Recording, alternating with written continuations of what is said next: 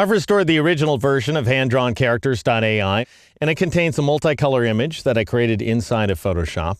Now, in a previous exercise, I showed you how you can go ahead and trace that image by clicking on the Live Trace button. Basically, you just cross your fingers and hope for the best. After tracing the image, you have access to a few options up here in the control panel. If you want more control over your traced artwork, then you go over to this little dialog box icon, click on it, and then you have a variety of additional settings that you can apply. After modifying the settings, you click on the Trace button. Now, we'll come back to how these settings work in a future exercise. For now, I'm just going to cancel out, because there's a few other ways to approach tracing inside of Illustrator. I'll go ahead and press Control-Z, Command-Z on the Mac, so I reinstate my original untraced image. Another thing you can do, if you want to bring up the dialog box right off the bat, you can click on this down-pointing arrowhead right next to the Live Trace button and choose Tracing Options. And that way, you can specify exactly what tracing settings you want to apply. For example, you could say, no, I don't want to trace with black and white. I want to trace my image in color. And let's say I want to trace 12 colors just to start things off. And then I'll click on the Preview button in order to see what I've done.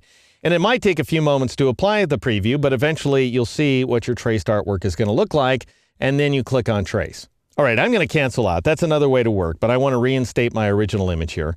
You can also click this down-pointing arrowhead and choose a preset. For example, Comic Art is ideally suited to this artwork here because it will not only trace the letters in black and white as opposed to color, but it'll also trace them with a threshold setting of 200. That exact same threshold setting that we applied in the previous exercise, and that way we'll keep all of the text and drop out all of the background. As you can see, as soon as I choose Comic Art, all lines of type are intact. So again, that's an ideal setting, assuming that we don't want to retain the color inside of the illustration.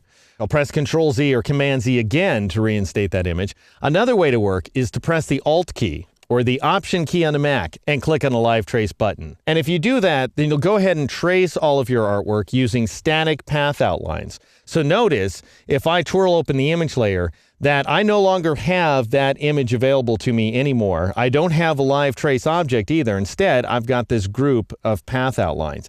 And notice that I went ahead and lost that one line of type. Well, what if you want to go directly to path outlines like this? It's unlikely that you do, but let's say you want to go direct to path outlines, and you want to work with a higher threshold setting so that you retain that one line of type there. Well, I'll press Control-Z, Command-Z on the Mac to once again undo the Live Trace feature, and I'll press and hold the Alt key or the Option key on the Mac, click the down-pointing arrowhead, and choose Comic Art.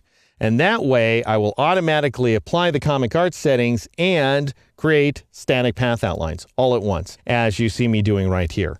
And so this way I end up preserving each and every line of type. So a few different ways to work here when you're applying the Live Trace feature. In the next exercise, I'm going to show you how to compare the Live Trace vectors to the original pixel-based image so you can gauge the accuracy of your results.